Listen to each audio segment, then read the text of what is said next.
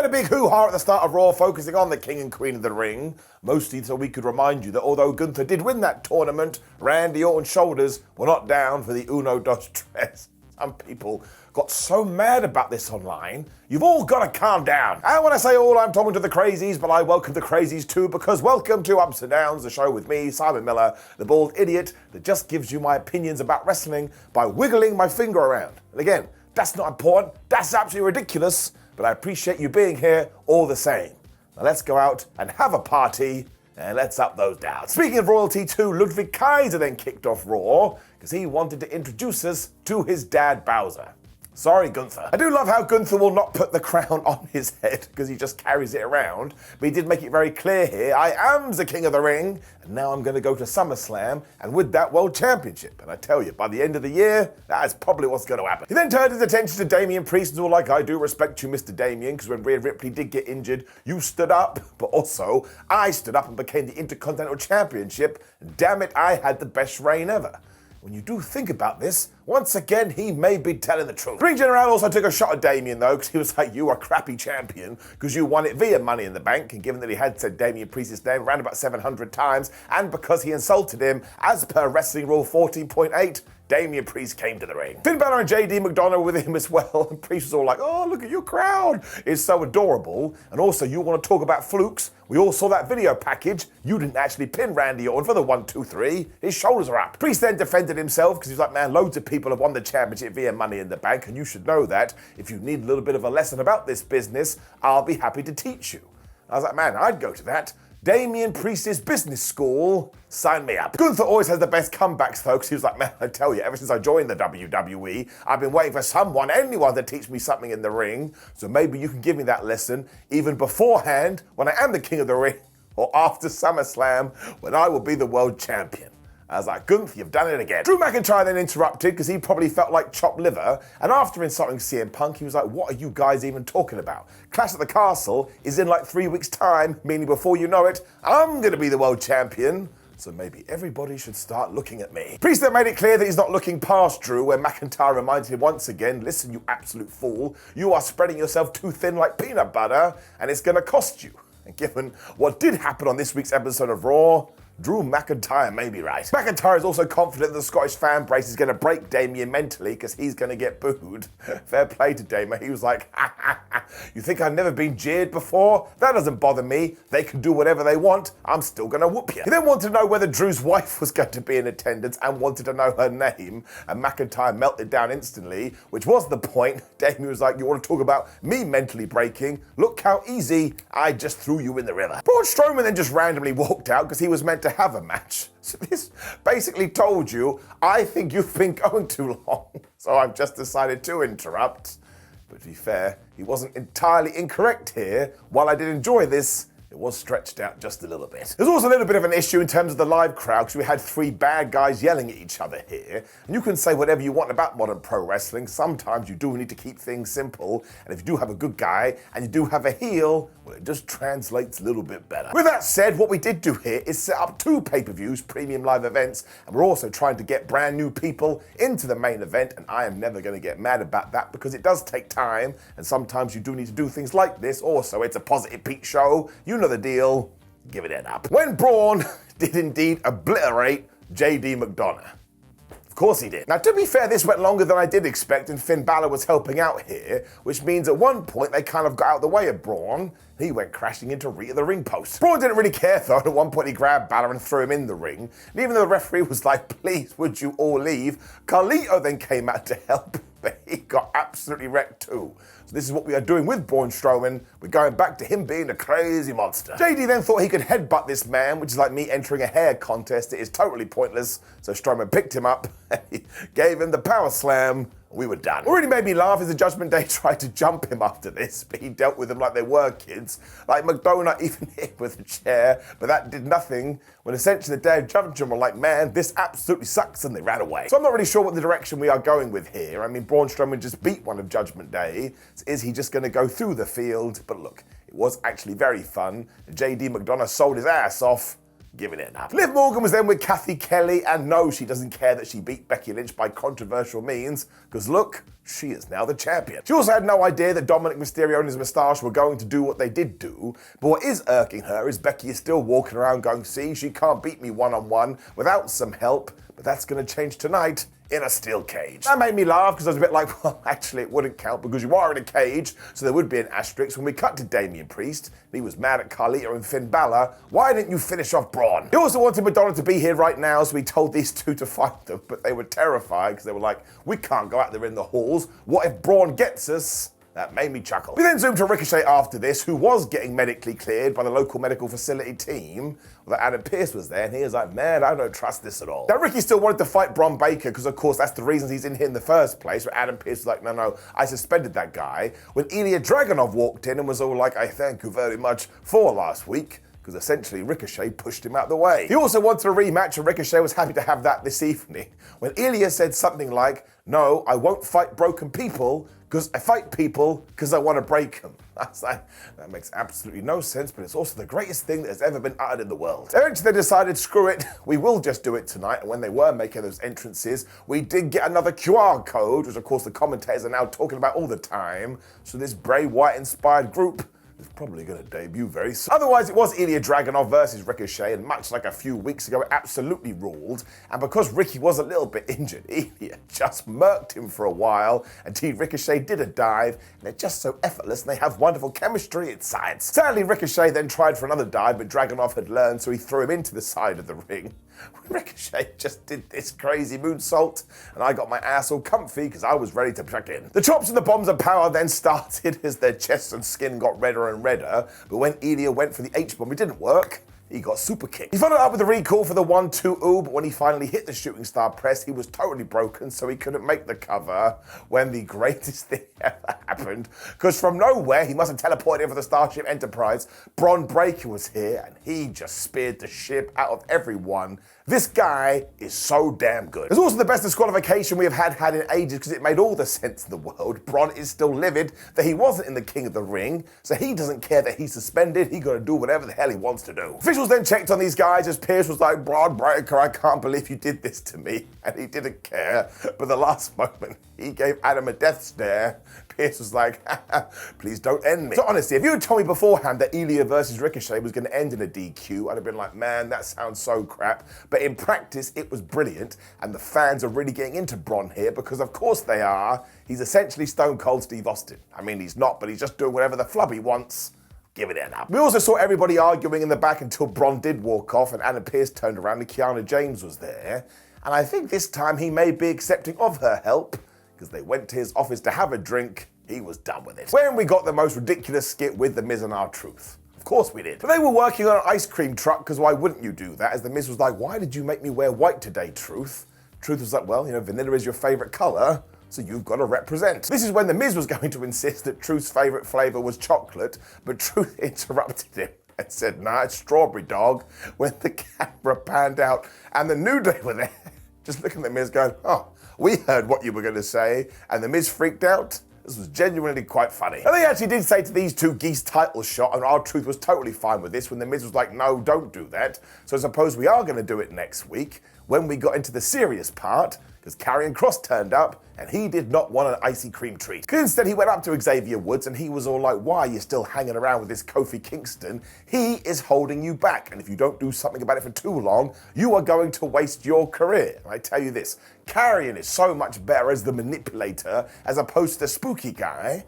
I was like, I can't believe you're saying these words. And the New Day didn't like it either. As ever, Kingston and Woods then won the night because not only did Kofi call him Chris Karrion Kross or Karrion Chris Cross, but Xavier Woods, after Karrion had said you should watch the AOP later for some good advice, said, I don't care about Tokum and Razor, which is the name of the henchman from the Teenage Mutant Ninja Turtles. So they are absolutely the best when we did get to this match. And yeah, it was the AOP writing a brand new chapter in their book because they totally murdered the Creeds which is interesting because the Creeds can't get much of anything anymore. Now, we did make sure that Julius got a hottish tag when he busted out all the suplexes, which was super impressive because, of course, the Authors of Pain are massive and he didn't give a flap. The problem was eventually Scarlett attacked Ivy Nile on the outside, and you know the deal with pro wrestlers. If something happens outside of the squared circle, they can't handle it. He forgot what he was doing. He got hit with AOP's finish, which is pretty damn devastating. 1, 2, 3. So I'm going to assume that eventually the Creeds are actually going to join Chad Gable, which is why they do keep losing, because that will be a nice reset. And as for the AOP, like I just said, they needed something because they haven't done much of anything. And I suppose they will take on the New Day next week. Yeah, I'm intrigued by all of this. Rey Mysterio then threatened Carlito because, of course, he has been a massive goober to the LWO. And Sheamus was back. Alright. So he told us how much he enjoyed the pay-per-view premium live event at the weekend because it was banger after banger. But what he didn't like was Ludwig Kaiser taking out his knee. Now that part is all part of wrestling. That was the stupidest thing I've ever said. But even though he wasn't able to get cleared, Ludwig was taking shots at him, and that ain't cool. Ludwig then did appear on the screen because he's a massive coward and essentially went, "You're really old, Sheamus." I was like, really, Kaiser? Is that all you've got? That's pathetic. The Irishman still got pissed though when he went backstage, and these two had a massive brawl, as they did come out in front of the fans when eventually his officials broke them up. Because you know the deal. Unless a bell has gone ding, ding, ding, you ain't allowed to fight. So I really like this feud, mostly because I never expected these two to be paired together. But it does put Ludwig in a singles program, which he hasn't had for ages. And as for Sheamus, he will always kick your ass. And I've said it once, I'll say it 1,000 times. We should appreciate him now, because he will retire, I imagine, quite soon, because he's just come back from this horrific injury. And then we will miss him. So instead, let's embrace him now and give him lots of hugs and kisses. It's a strange thing to say. Becky Lynch then found Lyra Valkyria in the locker room after this, and she had decided to be a positive Pete. And this once again made me laugh out loud. Clearly Lyra had been told you must sell your injuries from the Queen of the Ring, so she was just there with tape around her ribs going, which does make sense. If you saw that show, Nia Jax absolutely squished her. Becky did have some wonderful advice because she said, look, it's not always about winning and losing. Sometimes it's just about learning and getting better and better until it's time to walk away. Which does tie into these rumors. Apparently Becky has not signed a new deal, so what happens next? Dun dun dun. They then fist bump as Lynch told Lyra, maybe you want to get some knee pads. That's when I was like, oh my gosh, she doesn't wear pads of the knee. And I tell you, as a professional wrestler myself, that would absolutely kill me. So I both now respect Lyra Valkyria a little bit more, and also think she's totally nuts. It turned out this worked too, because it was Lyra Valkyria taking on Kairi Sane, and unbelievably, this only went like 20 minutes. Now, of course, Lyra was selling these ribs after she had been flattened, and Kairi was so damn good here. She was just attacking these like if her stomach, her tum-tum did open up, she would find the meaning of life. Can you imagine if you were Lyra Valkyria and you realized the meaning of life was in your stomach? What are we talking about? She did indeed keep stomping on this area though, because you would do that, especially if once again you were trying to open Pandora's box. But when she went for the insane elbow, Lyra just kicked her right in the face and applied the most devastating move in all of sports entertainment, surprise roll-up, and she got the win. That was that too. There was no follow-up, so I didn't really know what to make of this, but I will say, Kairi Sane and Lyra Valkyria are super good wrestlers. I somehow came across even though they had no time, so I am going to give it an up. But if you walk into my house and you say, Simon, do you think Kairi Sane should ever be losing in 3 minutes? I'll be like, no man, that sounds really, really dumb.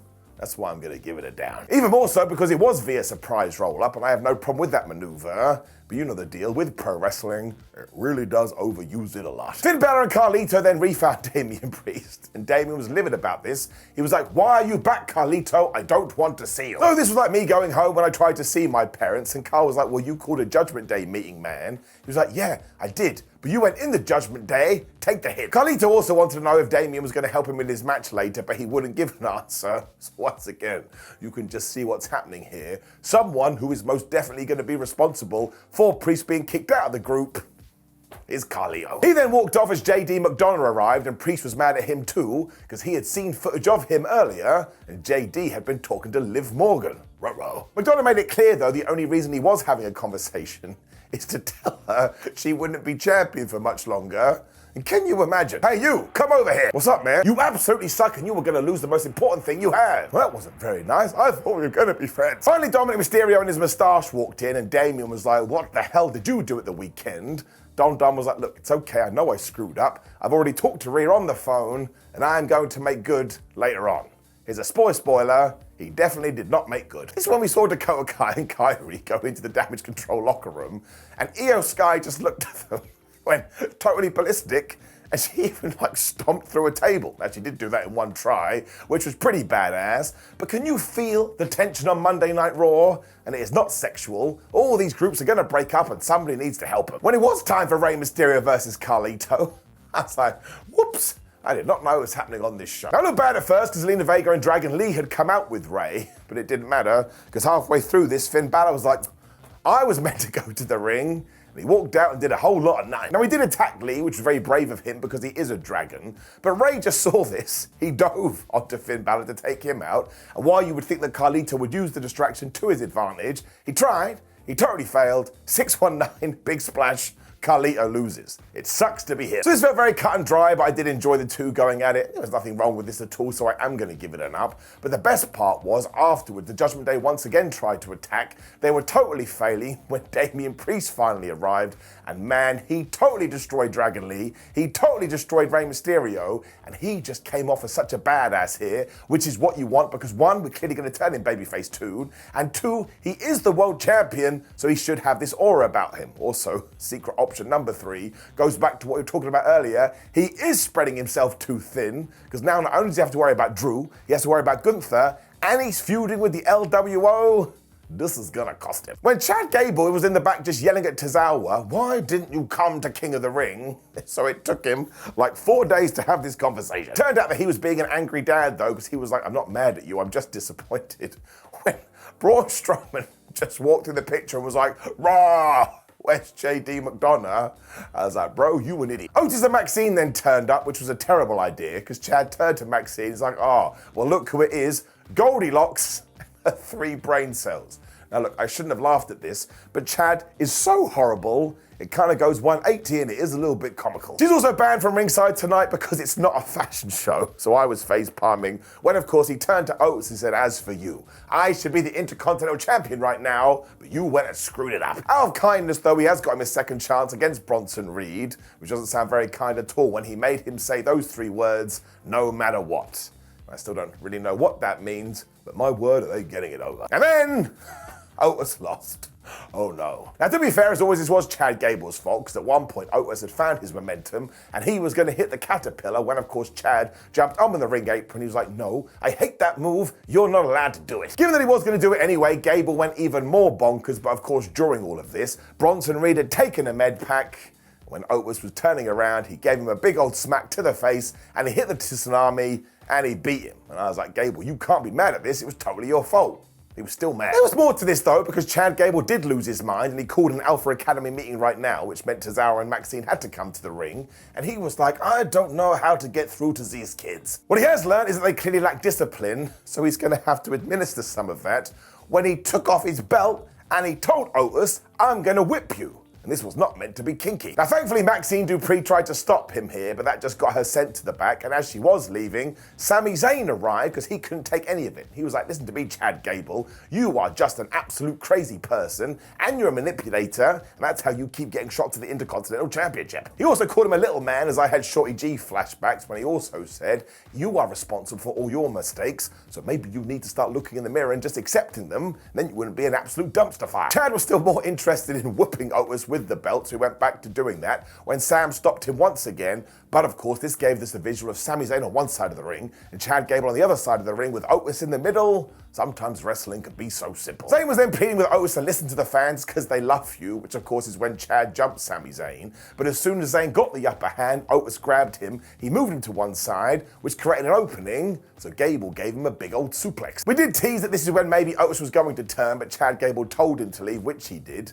And I tell you, I still think we could do the double turn here, where it is actually Otis that's helped Chad to become the Intercontinental Champion. We wait and see. All of this is really good though, and it has helped Chad Gable so much because he is more entertaining than he has ever been, and we've got Otis back to where he was a few years ago. He is just so good at generating sympathy, and I want to see what direction it is going to go. That's the point of a television program. Up. Shayna Baszler and Zoe Stark were then yelling at Jade Cargill and Bianca Belair because they were like, we don't care that you're amazing or tag team champions. You've got limbs like everybody else. We're gonna break them. Sonya Deville was then back and she's trying to wind them up as always because she was like, why are you guys acting like champions? You're not. But I tell you how you could be with the help of me. That's also the name of my brand new EP. Baszler wanted none of this and even said, I'll put you back on the shelf if you're not careful, which is a horrible thing to say when Sonya was like, well, I tell you, it's words like that which do sum it up. I know this for a fact, the locker room doesn't respect you. Dawn and Alba Fire then turned up and yelled at them, which kind of proves Sonya's point, and she did back in to say, I told you so. So I guess we will do that tag match when we get to the title encounter too. And I presume that Bianca and Jade aren't going to win, which begs the question, do Shayna and Zoe break up? I don't know. When we got to our main event with one big question hanging over our heads, was this the last match in WWE for Becky Lynch for a little bit? Because yes, once again, apparently her contract is up this weekend, so who the hell knows what's going to happen. But at the start of this, Liv Morgan did drop kick her over and over into the side of the steel cage, and she got ahead and smashed it when Becky Lynch grabbed Liv Morgan's head and she smashed it into the steel. So if nothing else, they're all going to be in pain. Eventually, Liv Morgan was so freaked out, she tried to climb the cage and escape, so of course Bex grabbed her and threw her to the floor. I did have to ask the question, why do we keep this rule? In a match like this, you don't want to see an escape. It should be thrown down the toilet. Now, actually, it didn't help at all because Liv Morgan was able to hit the code breaker for a 1-2, where they decided to scale this thing. And as always, when it comes to a steel cage match, everybody involved is totally mad. Do you remember what Adam Copeland did on Sunday? I'm still not over it. Liv did use all of this to hit a bomb of power, so Bex was like, all right, well, I'm going to use the ropes to try and apply the disarmer, and it basically ended with everybody getting totally smashed. It then got really ridiculous because Dominic Mysterio ran out there, and he just opened the cage door like this was a perfectly fine thing to do, and even though the rest of Judgment Day came out and they were like, Dommy boy, what are you doing? He told them, don't worry, I've got this, when somebody must have informed Braun Strowman, the entirety of the people you hate at ringside, so we got, Braun ran out to kill these guys. Now bless JD McDonagh because he sold this like he was about to die. And when Braun chased them around the ring, he knocked into Dom, who stood by the door. He fell into that door, which meant the door swung and it smashed Becky Lynch right in the face. And I was like, look, that is creative. It's also really, really, really silly. It of course meant Morgan was just able to climb out of the damn thing and retain her title. So once again, you can say, do you know why she won? Because of Dominic Mysterio and his moustache. And the real twist, and apparently it's cut off from a lot of people's feeds, so USA Network dropped the ball there, was Morgan going up to Dominic Mysterio and giving him a massive kiss. And even though Dom sold this like, I don't know what's going on, yes, he did. And obviously these two are in cahoots. So Rhea Ripley is absolutely going to kill this too. And look, for 95% of this, I did think it was the right kind of madness. So I am going to give it an up. And once again, while I did appreciate the creativity of the finish, because you could try these things, it was just a little bit too over the top, even for my tastes. And I'm a goofy moron, that's saying something. I just think that Morgan could have got the victory when Dommy did something a little bit more subtle, as opposed from a giant man not being able to control himself, so I am going to give that a down. But again, that is the most minor down ever, because I was still entertained by the thing.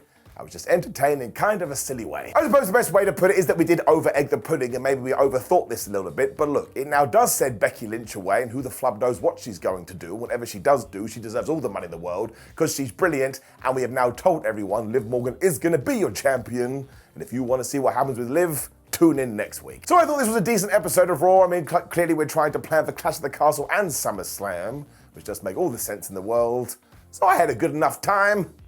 Now, of course, please do leave me a comment below and let me know what you thought about last night's episode of Raw. Click the video on the screen, which is ups and downs for King and Queen of the Ring. You get my thoughts there as well. Like the video, share the video, and subscribe. Otherwise, let's get ready for another week of pro wrestling. I feel like all I do is watch pro wrestling, which is a good thing and a bad thing, or you could say ups and downs. That's it. I'm done. Goodbye.